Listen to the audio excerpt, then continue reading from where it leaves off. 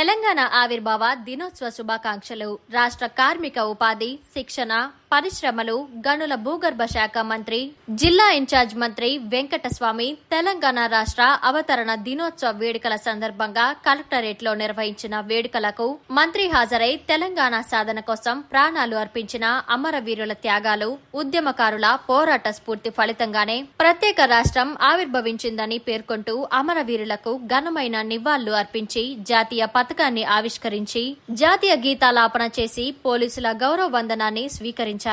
ఈ సందర్భంగా మంత్రి వివేక్ వెంకటస్వామి మాట్లాడుతూ ప్రజల ఆకాంక్షల మేరకు ఏర్పడిన తెలంగాణ రాష్ట్రాన్ని సమగ్ర అభివృద్ధి, సామాజిక న్యాయం, ఆర్థిక పురోగతి దిశగా ముందుకు తీసుకెళ్లేందుకు ప్రజాప్రభుత్వం కట్టుబడి పనిచేస్తుందని అన్నారు.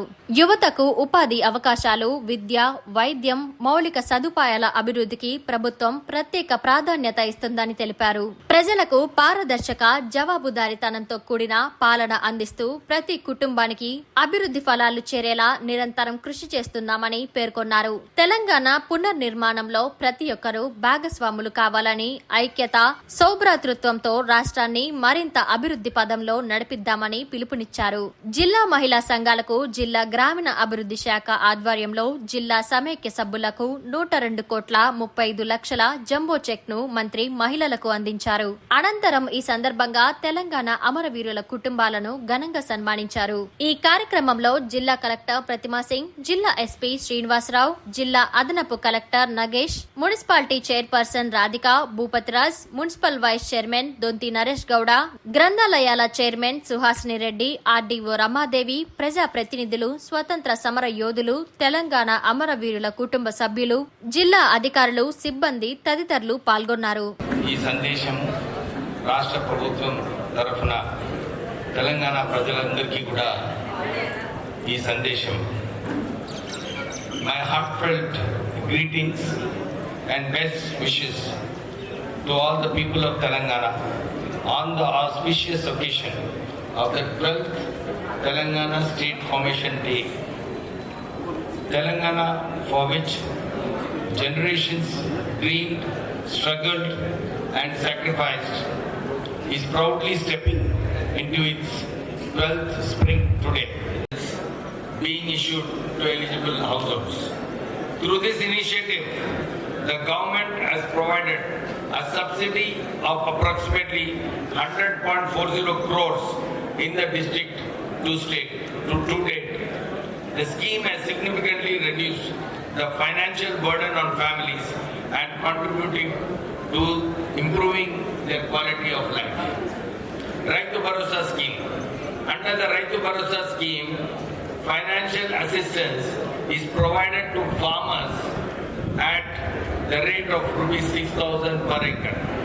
For the Rabi Yasangi season of 2025-26, a total amount of 166.47 crores has been credited directly into the bank accounts of 2,67,980 farmers. Telangana formation day శుభాకాంక్షలు అందరికీ. 10 సంవత్సరాలు తెలంగాణ గురించి కొట్లాడి తెలంగాణ సాధించుకోవాలని చెప్పి తెలంగాణ ప్రజల ఆకాంక్ష ఏదైతే ఉండేనో అది ప్రజల ఉద్యమం వలన తెలంగాణ రావడం జరిగింది. మేము కాంగ్రెస్ ఎంపీస్ అప్పుడు పార్లమెంట్లో తెలంగాణ రావాలని అక్కడ నిరాదీక్ష చేసినప్పుడు చాలామంది మా మీద నవ్వినప్పుడు వీళ్ళు ఉట్టినే నిరాదీక్ష చేస్తున్నారు, ధర్నాలు చేస్తున్నారు, పార్లమెంట్ని స్తంభించారు, కానీ వీళ్ళకు తెలంగాణ రాదని చెప్పి ఆ రోజులలో చాలామంది చెప్పినారు. కానీ కాంగ్రెస్ ఎంపీస్ ఆ రోజులలో ఆ నిరంతరం ఉద్యమంలో పాల్గొని నిరంతరం పార్లమెంట్లో అందరు పొలిటికల్ పార్టీస్ దగ్గర వాళ్ళకి నచ్చజెప్పి మీరందరూ కూడా సపోర్ట్ చేయాలి. ఎందుకంటే అప్పుడు ఆ రోజులలో యూపీఏ ప్రభుత్వంలో ఎక్కువ మెజారిటీ లేకుండే, సోనియా గాంధీ గారికి ఇవ్వాలని ఉండే, కానీ మెజారిటీస్ సరిగ్గా లేనందువలన కష్టమైంది. అప్పుడు అందరు పొలిటికల్ పార్టీస్ని ఒక తాటిపై తీసుకొచ్చి అందరు కూడా పార్లమెంట్లో 272 ఓట్స్ వేసినప్పుడే తెలంగాణ వస్తుందని చెప్పి ఆ రోజులలో కూడా కష్టం ఉన్నప్పుడు ఒక మంచి ఐడియా వచ్చింది జైపాల్ రెడ్డి గారికి. ఆ రోజులలో ఇది వాయిస్ ఓట్లో పాస్ చేద్దామంటే అందరు కూడా ఒప్పుకోవడం జరిగింది. మీరా కుమారి గారు అది ఒప్పుకొని వాయిస్ ఓట్తోని తెలంగాణ ఫార్మేషన్ కావడం జరిగింది. ఈరోజు బీజేపీ వాళ్ళు చాలామంది చెప్తుంటారు, మొన్న సూర్య వారి ఎంపీ కూడా తలుపులు మూసేసి తెలంగాణ తెచ్చుకున్నారండి.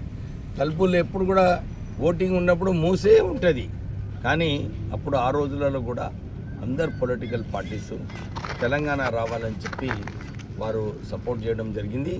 నాకు మంచిగా గుర్తుంది, ఆ రోజులలో ఎవరైతే తెలంగాణ గురించి త్యాగం చేసుకున్నారో మేము అప్పుడు ఆ రోజు సుమారు 300 మందికి ₹1,00,000 కూడా వారికి అప్పుడు ఇవ్వడం జరిగింది.